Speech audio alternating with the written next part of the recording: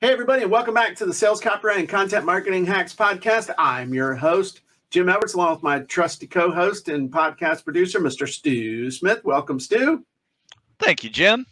And today, Stu, we're feeling fine with 69. 169 quality episodes just for you, our target audience, all at no charge. Yeah. How awesome are we? Yeah. That's a lot of hours. It is. It's a lot of hours. Absolutely. Free stuff out there on the internets. Yeah, on the webs. So what are we talking about today, Stu? I know, but I just want to let you do the intro. Oh, well, thanks. Well, we're going to talk about the avatar, but in a little bit different way. You know, the avatar is your best customer, right? That's what you're trying to find. How are you communicating with them to find them? Right. So I guess my question is, maybe we can discuss, finding your best customer, walking through the avatar wizard to help us. But at the same time, create ways to inform them of your business. So how do you find your avatar when you have made your avatar? You know who that person is. Now let's find them. Okay. And hit them with something they like. Okay. So, you're always, oh my God. Oh, here. Dude, almost lost my thingy. Can you imagine how lost I would be without the thingy to write on the board? I should probably have a couple of extras of these bad boys. You would think that I would. So, Stu, let me go to the big board. Good thing today was mobility day. That's all I got to say. Okay, so what you're really asking is, Stu, okay, Jim, I've got my avatar figured out. I know who my who is, okay? And this is my ideal customer. Now, the next thing is you're also going to make an assumption that you have the perfect offer for them. So you know what they want. You've got the thing that's going to make them super excited to pay attention to you, this gift that you're able to give them. And so now the question is, where are they? Is that the question? How do I communicate or how do I attract them? Yes, I would say yes. Yeah, you have the offer, and now it's kind of goes back to hook story offer. Yeah. Okay. Yeah, hook story offer. Thank you, Jesus. He did not forget hook story offer. Yeah, thank you. That would have made me look bad. Yes, hook. So I guess the first thing is like you got your avatar. Okay, hang on. Let's find them. Okay, now, no. Finding them really doesn't have anything to do with the hook. So the question is, which pond are they in?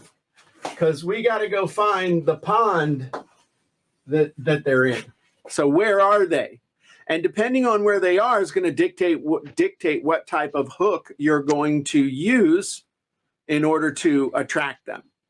So if you're looking for them on Facebook, you're going to use one type of, or you're going to use certain types of stuff. If you're looking for them on Google AdWords, you're going to be using certain types of stuff. If you're going to other people's websites, we'll just call it OPT, other people's traffic, then you're going to use a different type of method. So if on Facebook, what I'm trying to do is pop them with top of mind stuff. So because what's happening is on Facebook, this is interruption advertising. This is interruption marketing. Nobody is thinking to themselves, hey, let me go look on Facebook for how to increase my pull-ups or increase my push-ups. Right. Yeah, people don't go to Facebook to shop. Right. But there's stuff going on. If you think about the murky waters of the subconscious. All right. They're kind of going along through life, all right? And there's the subconscious is like these waters, and there's different things that are floating around in there. Some of them are real pushed deep down and they're, sublimated. Others are right below the surface. A great example of stuff that's right below the surface is anything that has to do with politics, abortion, guns. I'll just stop right there. If things that unite us, things that unite us, things right. that cause us to divide into camps. These are, if you don't believe me that they're right below the surface, go post about any of those things on Facebook and see how fast you lose friends and people start commenting. Okay. Yes. Susan's like, don't do that. No, okay. No. I know, Susan, I'm going to give the disclaimer. Please don't do this, but I'm giving you an example that there are certain things that are right below the surface. For example, the way I met Stu was I wanted to get better at pull-ups. I wanted to get more pull-ups. I was obsessed with my pull-ups. And so I belonged to a group on Facebook, still do, Go Ruck. And I saw a guy talking about how Stu Smith helped him get ready for a Go Ruck Heavy and how he helped him get better with pull-ups. And I was like, oh crap, let me go check out this Stu Smith guy. Within 15 minutes, I'd signed up for Stu's most expensive thing. Why? Because pull-ups were right there on my mind in the subconscious. So with Facebook, we're going fishing with hooks based around emotional things that people are obsessed with or are really concerned with. We want to go with pain, desires, problems, all those things that are made up of the avatar and the actual avatar wizard that we enumerate. And one of the things, and this is just a little aside, this is why you want to show up to these things live. One of the things that we'll kind of default to is the long-term stuff. Hey, I'm going to show you how to get in the best shape of your life. The problem is that getting in the best shape of your life is more of a logical appeal than an emotional appeal. But an emotional appeal is, I could show you how to be able to do, 50 push-ups in a minute within the next 30 days in order for you to be able to get a job. Okay, that's tied in with like something immediate. Being able to fit in your bridesmaid's dress, in the next 6 weeks. These things where there's a specific shorter term objective seems to be the stuff that people really resonate with on Facebook and social media and stuff, the immediate demand type thing instead of the long term. So what I'm having success with is tying the immediate with the long term. So an example would be how to fit in that bridesmaid's dress in the next 6 weeks and then maintain your ideal weight for the rest of your life. Nice. So that's, you've heard the saying, people buy an emotion and they justify on logic. The emotion is the short-term demand payoff, and then the logic that they can use to justify why it's going to be different this time or why they should take action is because, hey, it's going to help me with the short-term thing, but it's also going to solve my long-term problem that I know I'm struggling with. And so I'm going to kill two birds with one stone. So that's a really key little insight. If you ever got anything else from us ever, that make a huge difference. That's huge. Over here on Google AdWords, think about what happens on Google. Somebody does a search for a specific keyword phrase, a specific question, a specific thing. What, at that moment in time, what do they want to have a conversation about, Stu? Specifically what they just searched. Right. Yes. Exactly. So what that means is you have to know what are the things that people are looking for and then tie those things to the emotional hot buttons. So example, someone goes into Google and puts in more pull-ups. Okay. Why would someone want to be able to do more pull-ups? Pass a fitness test. Okay. Why else? Get stronger arms. Yep. Have a basic level of fitness, be able to be an asset to your family, the this and that and that and that and this, right?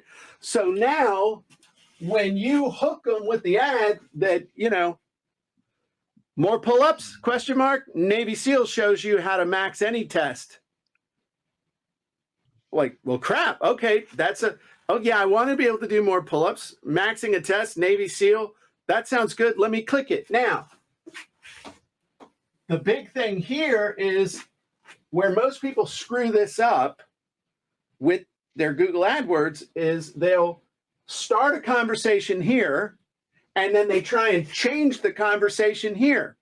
So what most marketers would do is be like, oh yeah, pull-ups. I'll have an ad about pull-ups and then drive them to a page where we talk about fitness, getting in great shape, losing weight, or worse yet, the main page of their website where someone would go, oh yeah, well, I got pull-up stuff here. They'll find it. No, they won't, because they want to talk about purple people eaters. I want to talk for purple people eaters. You told me purple people eaters. And then we go to your website and you want to talk about Angry Birds. I'm out of here. But so you have a page where it's basically more pull-ups. Here's all the reasons you want to do more pull-ups. Okay. If this sounds like you, and depending on what you're selling a course, doing an opt-in or anything else, all this page is about one thing. What thing is that, Stu? More pull-ups. More pull-ups and how you can help them do more pull-ups.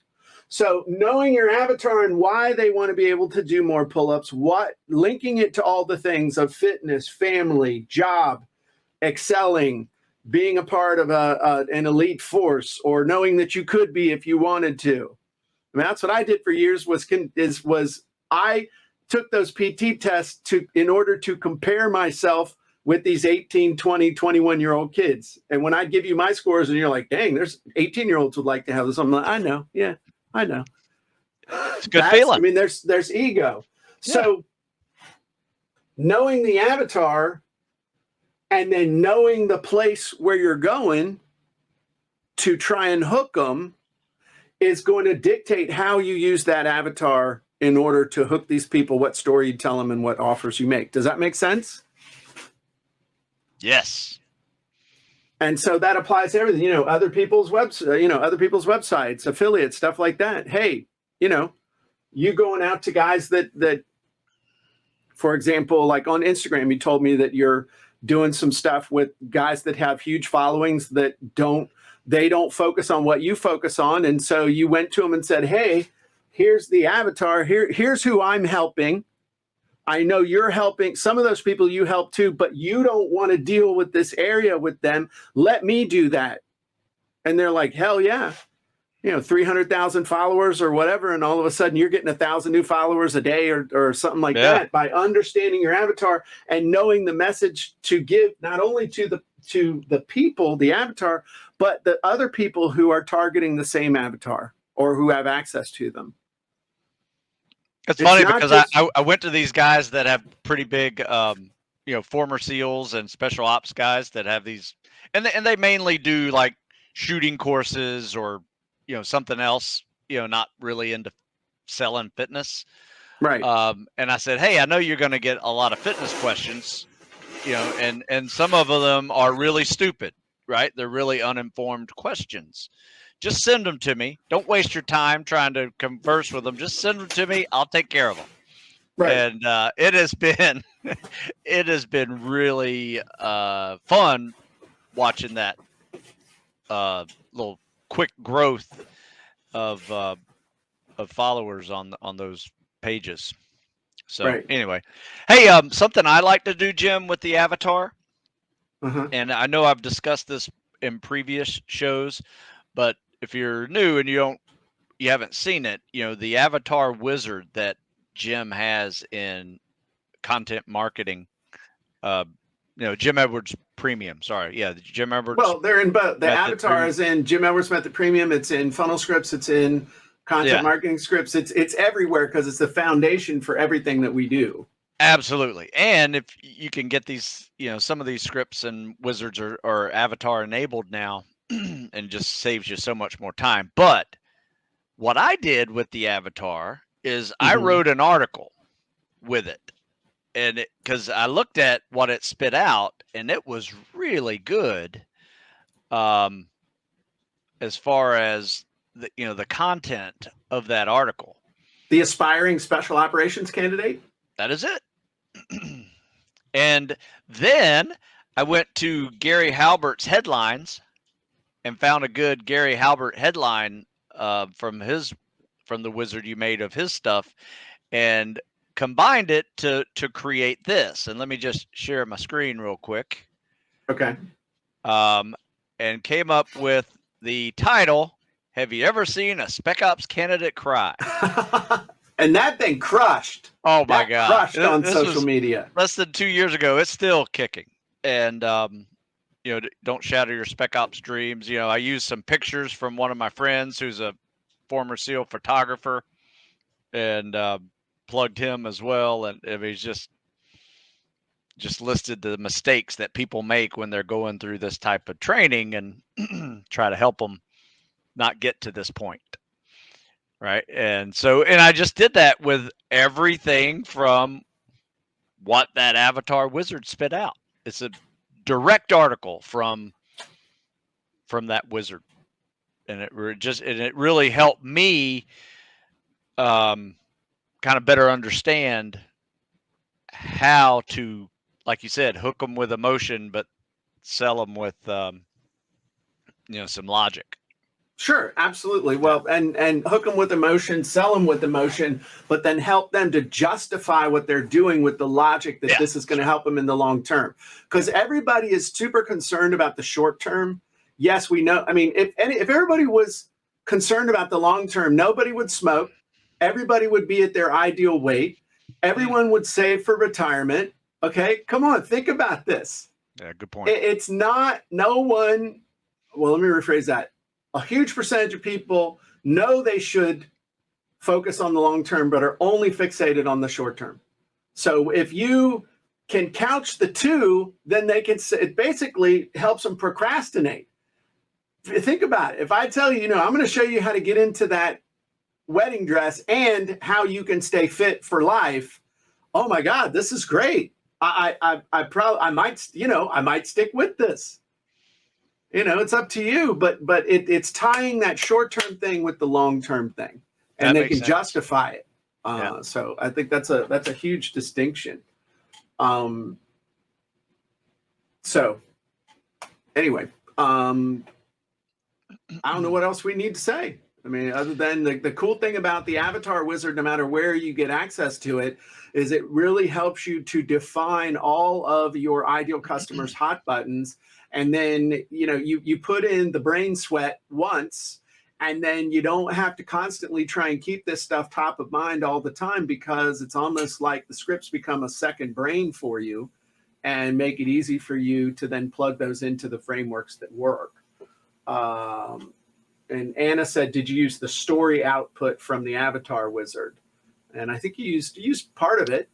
I think I used the, it starts off with, I believe I know some things about you. Yes. Yeah. I mean, you can use any of them. The thing about the Avatar, though, is that if you really have that thing dialed in, which Stu does, when you hold that avatar up to your ideal customers, almost like a mirror, they will say things like, wow, you really get me. Or it's like you're reading my mind. Or I never told anybody this, but that is exactly how I feel. You do it right, and that whole avatar thing really resonates with them. Yep, I would agree. So, cool. Yeah, I use the story, kind of like I know you story. Yeah, as I recall. Absolutely. Yep. All right. Well, everybody, we appreciate you being here for the content marketing Hacks and Sales Copy and Content Marketing Hacks podcast. It's hard to read and talk at the same time. Yes, I'm looking at comments, making sure we didn't miss stuff. Appreciate y'all being here with us. If you want to get in shape, head on over to StuSmithFitness.com. If you want to create amazing content that gets you more subscribers and sales, head on over to ContentMarketingScripts.com. And if you want to have amazing sales copy, go to FunnelScripts.com. And if you want to peek inside my brain on a monthly basis, head on over to the Jim Edwards Method Premium. So everybody have a great day. We'll talk to you soon. Bye-bye, everybody.